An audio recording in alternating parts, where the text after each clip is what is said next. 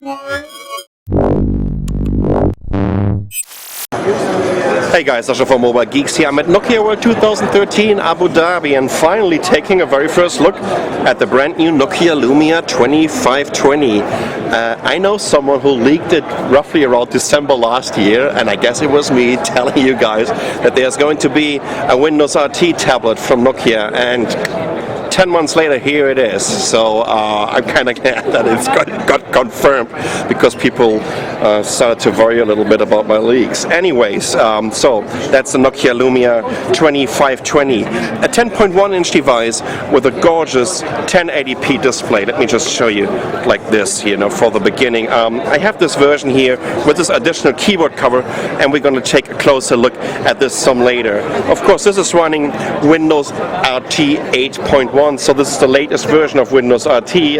Not so sure if this is going to be the updated version that Microsoft was actually pulling from their servers recently, but let's just say it wasn't. Let's get this out of the... Let me see how that works. Here we go. Let's get rid of the keyboard for a second, and let's just take a look at the tablet itself, because I mean the first impression of this device is, well, even though Nokia is constantly calling it polycarbonate, we all know that this is plastic, but trust me guys, there's plastic and there is plastic. This really feels absolutely nice. It's only 615 grams, so it's definitely way lighter than an iPad, at least the iPad 4. I'm not sure what Apple is going to announce today, and when we take a look from the side, you will also see that this is amazingly thin. This is 8.9 millimeters. Let's take a quick look around the device. On the bottom we have these connectors for the docking station, I mean the keyboard. Here on the side, this looks to me like a USB 3.0, isn't it, right? And is this a display port? Maybe, like an HDMI port. That's a power button. There's a volume rocker here on the top, and on this side we have a connector for your headset and for your PSU. So in terms of the camera, what we have here on the back, this is a 6.7 megapixel camera. It's quite interesting. It also says size, so expect a cult size lens in there, which makes sense because otherwise they wouldn't print size on the edge, why wouldn't they? Once again, 4G LTE, and what I love about this is this finish, right? It's not really like well, it looks a little bit like a bigger Lumia 800 or 820, right? Just kind of scaled up to a tablet size. I just love this finish, right? This is a hard plastic. No, well, it's plastic, but with a kind of soft touch finish, so it feels really, really good in your hands. By the way, I just switched on the Nokia Music, so that's a shameless plug for the Nokia Music guys over here, because I'm at the Nokia Music stand and they've been constantly telling me somehow already, right? Just maybe I should just kind of pitch this in this video. Anyways, I just switched it on. So we have a video about the Nokia Music app also on our YouTube channel, and you should definitely take a look at it, because what they did in comparison to the original app on the phone is just absolutely amazing. What else is new here? Well, Windows RT 8.1, I would like to show you the new Nokia Storyteller app. So what's the Storyteller app? Just imagine you're taking a lot of pictures, you're traveling the world and whatnot, so you can kind of create little story albums over here. Let's just try one out. Let's click in here, and it just gives you a little timeline of the pictures that you did. But what's also very interesting, let's pinch out, and now look at this. Now it's switching to the Nokia Here map view and just showing you these kind of places where you took this picture actually. So this was in Barcelona. It's showing you, okay, at this place they took 36 pictures, and it's also coming up with points of interest on the bottom. So I think this is an absolutely amazing application, especially for those people that are doing a lot of pictures. As you can see over here, so this is the world map, and it shows you all the different places where they were taking some pictures. Let's try the 26, maybe that's the... There we go, that's Nokia Lumia 920 launch, I guess. and 820. This was in New York. I was there with Kashi, my friend from Bremerhaven from the other block. Maybe there's even a picture of us. All right, let's just pinch out here with Stefan Elob again, and then we should be able to see where exactly this happened. Here we go. Right.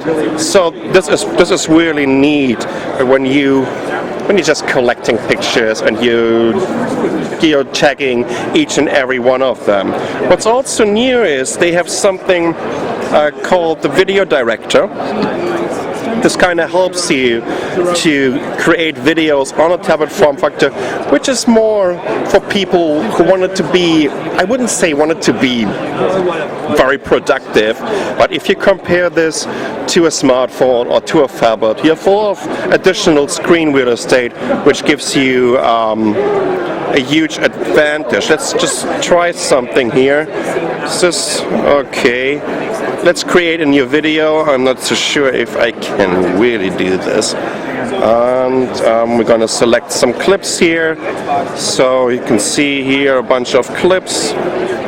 Let's do this one. Oh, actually, these are just pictures. But what it does is it gives you a little bit of a timeline, kind of producer overview or UI, and then you can easily produce videos on your phablet. If I could only do this. Unfortunately, there are no video clips available on this one here at all, and it starts to constantly go back to this. Okay, here we go.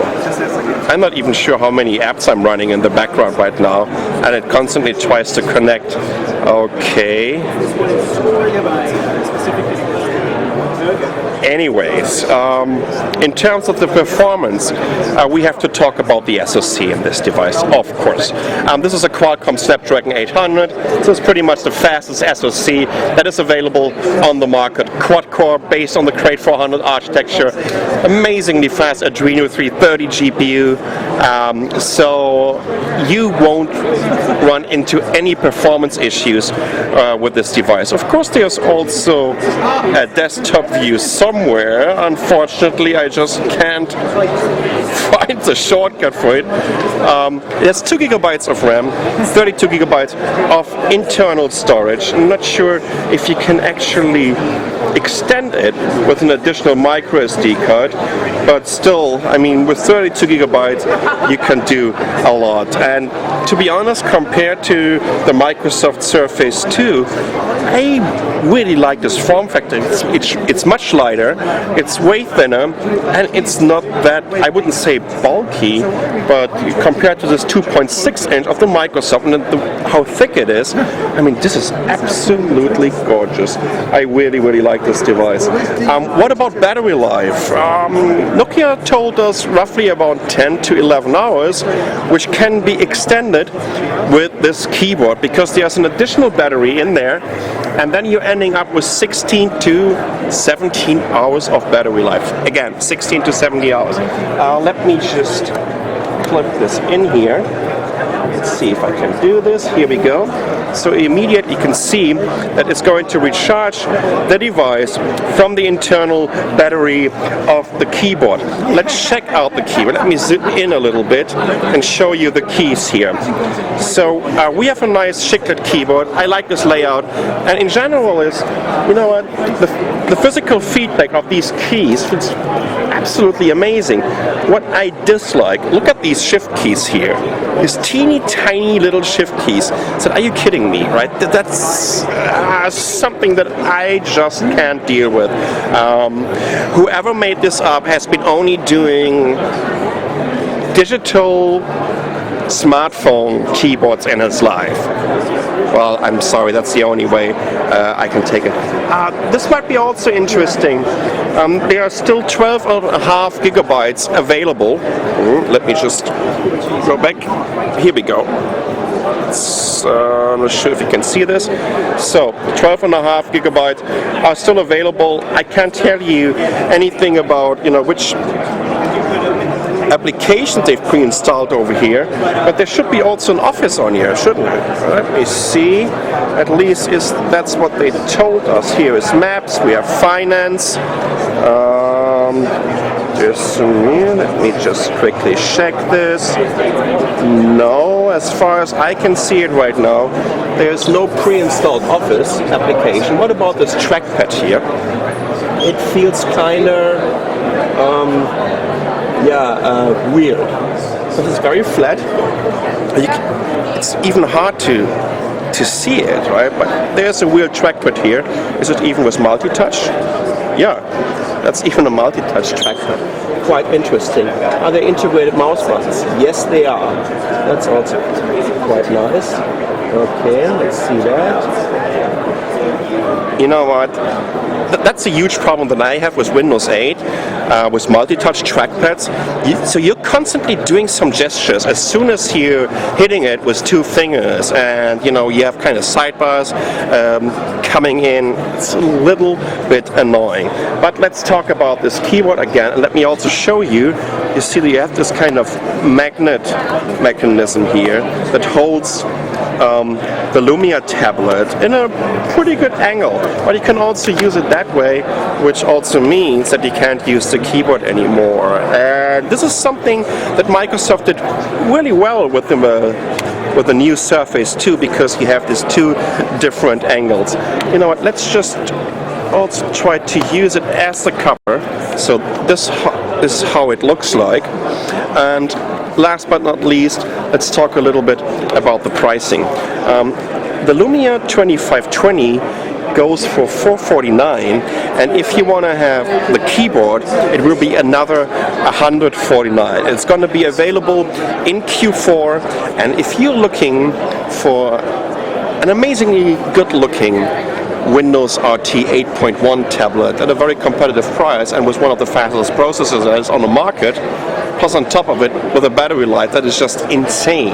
I mean, when we're talking about 16 hours of battery life, this is, I think, even compared to the Microsoft platforms, the best RT tablet that you can get in these days. So this is a quick look at the new Nokia Lumia 2520 Windows 8.1 RT tablet. I'm Sasha from Mobile Geeks. Thanks for watching.